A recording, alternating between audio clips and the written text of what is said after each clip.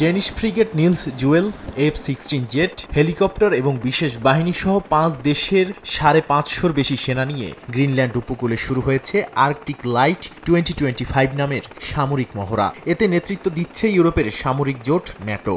10 দিন ব্যাপী এই মহড়ায় যোগ দিয়েছে ডেনমার্ক, ফ্রান্স, জার্মানি, সুইডেন ও নরওয়ের সেনারা। ডেনিশ আর্কটিক কমান্ডের প্রধান জানান, ডেনমার্কের প্রতিরক্ষা দায়িত্বের অংশ হিসেবে গ্রিনল্যান্ড ও ফারো দ্বীপপুঞ্জকে রক্ষা করতেই এই মহড়া। গ্রিনল্যান্ডকে রক্ষা করতে হলে গ্রিনল্যান্ডই প্রশিক্ষণ নিতে হবে বলেও তিনি মন্তব্য করেন। এদিকে মহড়ায় যোগ দিয়েছে ফরাসি জাহাজ, FS গারন, ড্রোন ও মাউন্টেন ইনফ্যান্ট্রি। জার্মানি পাঠিয়েছে পর্যবেক্ষক দল। বিভিন্ন মহড়ার মধ্যে রয়েছে জাহাজের ওঠার অনুশীলন, অবকাঠামো সুরক্ষা, সার্চ অ্যান্ড রেস্কিউ, পরিবেশ সুরক্ষা ও দুর্যোগ মোকাবিলা।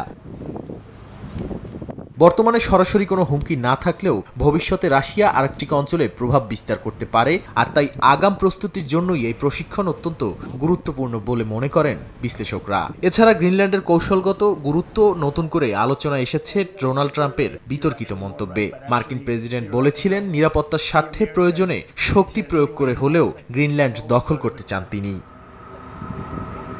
নাদিম মারজান, সময় সংবাদ।